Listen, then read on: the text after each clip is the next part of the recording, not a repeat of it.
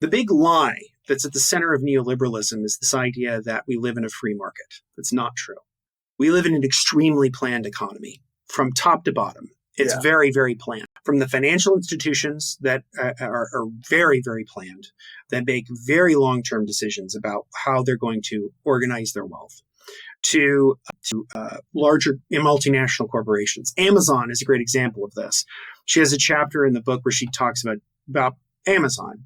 Amazon internally is an extremely planned system. Workers there can't move without being monitored or tracked in some way. They're merely cogs in a machine. And Amazon actually has been very clear about how they prize like just churning people in and out of their system. Right. They're very comfortable with it. Yeah. And so we see the situation where the neoliberal state is a sort of hulking behemoth.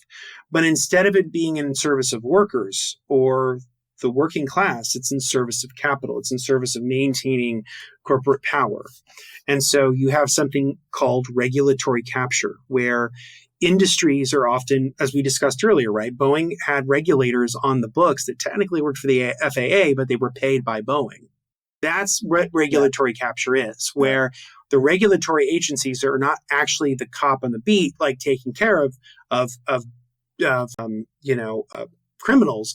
They're the ones who are, I guess, kind of more like real cops, where they sort of take a paycheck and they sort of terrorize, regular people and make sure that, capitalists get off scot-free. Yeah. So there's often a revolving door where in America, lobbying, which is essentially graft, it's corruption. The reason why, if you look at like freedom indexes or corruption indexes, why the America has it's low on the index of corruption is because in America, corruption is legal. And it's in the form of lobbying. Most corporations didn't spend a ton on lobbying until the 1970s, and that's really when it changes. Right. Coincidentally, the neoliberal turn happens in the 1970s.